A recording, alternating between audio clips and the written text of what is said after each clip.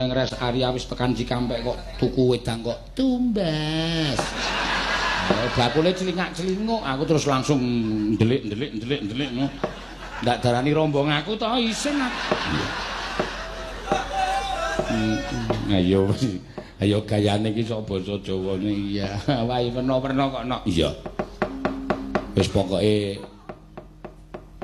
sapa wis to sing ora mirang-mirangke. Sinden ora mirang-mirangke kabeh. Iya. Ika kuwi apa? Heeh.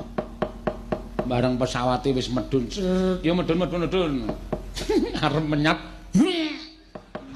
Ika pinggange ra diuculi. Kuwi fakta kuwi ya yo ya. Arep ngene iki kaya ditaleni. Sabuk.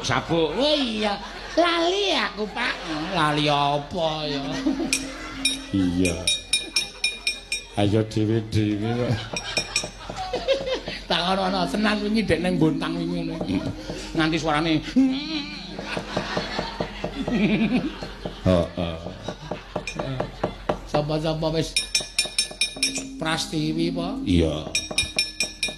Nginep nang hotel, metu saka hotel, dudung tekan apa yo. Aduh, panasnya ngentrang-ngentrang.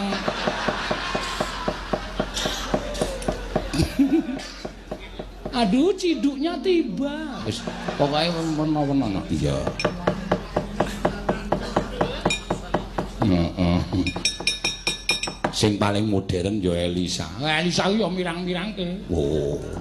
Ngerti aku ditutke panitia akeh banget, panitia wayangan pupuk Kaltim ya. Mlebu arep tuku topi kok saka kadoan. Pak, ora cukup kuwi ndase gegeden. Ayo muni ndasmu kuwi ayo. Ayo ora iso basa krama. Wis mah ning ngarepe panitia dindas-ndaske aku.